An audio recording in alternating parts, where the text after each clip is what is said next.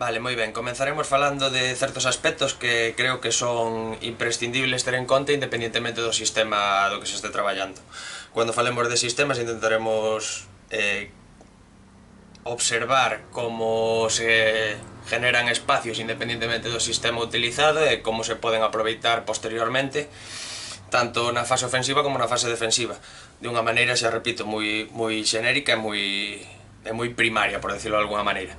Pero creo que independentemente do sistema empregado por un equipo hai outros aspectos relevantes a ter en conta que teñen que ver co modelo de xogo e cos principios tácticos do fútbol que creo que non debemos olvidar. Obviamente hai moitas cousas que non vamos a tocar en cuanto ao que engloba o xeral de modelo de xogo, así que nada, simplemente un par de pinceladas. Como vedes, temos un equipo situado sobre o terreno de xogo, que é o equipo vermello, sin ningún tipo de sistema. Porque por agora o que me interesa é que vexades porteiro, xogador máis defensivo, que marcaría a línea de fora de xogo, xogadores que nos falan da amplitude do equipo e o xogador máis avanzado. En base a isto xa podemos falar de, independentemente do sistema empregado, de unhos espacios que van a estar libres ou non. É que nos falan do posicionamento xeral dun equipo. É dicir, se o xogador máis retrasado dun equipo se encontra cerca do borde da área propio, isto danos unha información de que o equipo vermello vai a dispor poucos espacios que atacar á espalda da liña defensiva. Vale? Entón, se vemos un equipo no que o seu xogador máis adiantado se encontra cerca da línea de centro de campo e o seu xogador máis retrasado se encontra cerca da línea de borde de área, estamos falando dun equipo que xoga en replegado. Un equipo que xoga en replegado concederá nos espacios en campo propio e poucos espacios en zona central e poucos espacios á espalda da defensa rival. Se o equipo se posiciona ca defensa a unha distancia de 10, 15, 20 metros de fora da área, podemos falar dunha posición intermedia, dunha posición en plegado, sí, en donde os espacios en campo propio serán un pouquiño menores e os espacios á espalda rival serán un pouquiño maiores.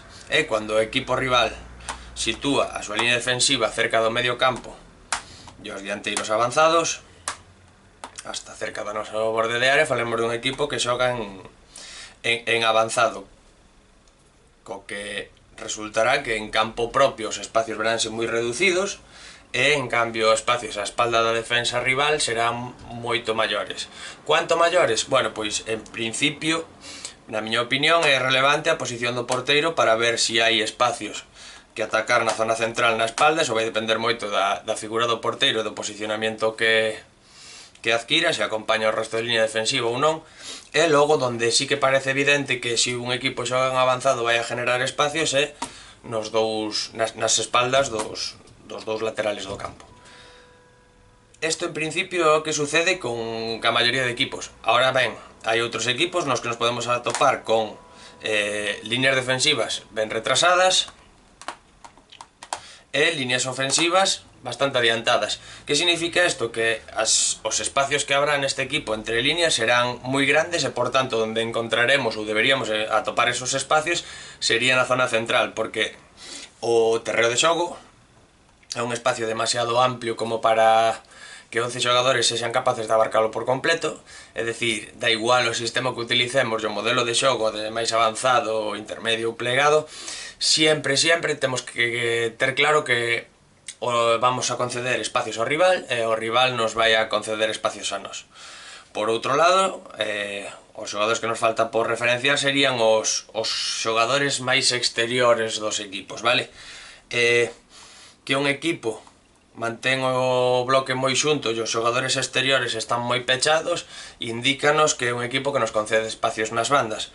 Si é un equipo no que non hai unhas basculacións grandes, bueno, pois en principio xeraránse máis espacios no medio. Bueno, creo que estos son todo obviedades, pero creo que xa nos vai dando referencias sobre, en función do tipo de posicionamento do rival, donde se poden encontrar unhos espacios ou outros. A maiores desto, vou a decir outra obviedade, pero que creo que é moi relevante, vale? E o feito de que vamos a utilizar un imán amarillo para referenciar o balón. Imaginémonos que isto é a pelota. Vale, creo que é imprescindible non olvidarnos nunca de que a pelota ten un efecto de atracción na atención de todos os futbolistas. Como se fose un imán, diría eu.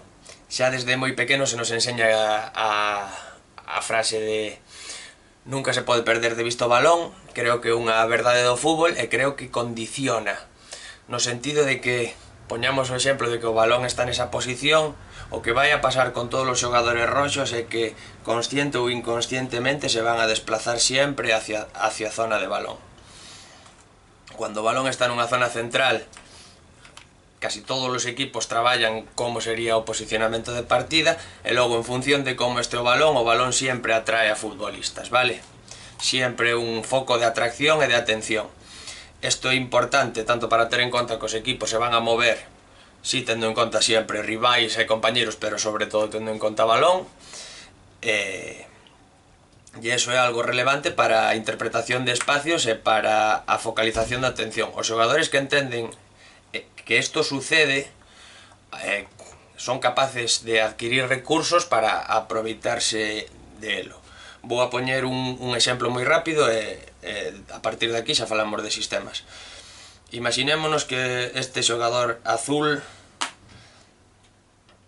dispón de balón e que un xogador roxo cualquera, vamos a poñer o exemplo deste xogador, ten a un rival cerca que se supón que é o seu par defensivo, é dicir, o xogador o que ten que atender para defender. Ben, estábamos dicindo que un xogador sempre ten que ter claro onde se encontra a pelota, sempre ten que estar referenciando a pelota a través da visualización, pero ao mesmo tempo ten unhas obligacións defensivas que implican a atención sobre un rival concreto. O feito de que o xogador ofensivo interprete que o xogador que o defende ten un problema cando no seu campo de visión non se encontran ao mesmo tempo balón e defensor, é un xogador que vai encontrar moitísimo máis fácil liñas de pase. Explícome. Se o balón está nesta situación, este xogador vai a ter a atención, tena que ter centrada en eso e no seu defensor, e no xogador que ten que defender. Quero decir, por exemplo, neste posicionamento, este xogador é capaz de ver ao mesmo tempo tanto o balón como o seu defensor, o xogador que ten que defender directamente.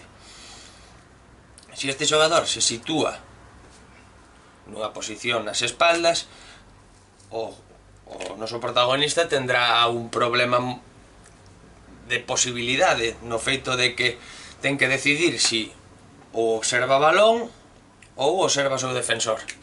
Por tanto, os xogadores que entenden isto son capaces de encontrar con maior facilidade situacións nas que poder recibir o balón. Balón, posicionamento de bloque, vale, son os dos aspectos que en cuanto a preparación de partido temos que ter en conta. A isto que me refiro de mirar balón ou mirar par vai a ser importante tanto na fase ofensiva como na fase defensiva cando plantexemos a confrontación de un sistema contra outro.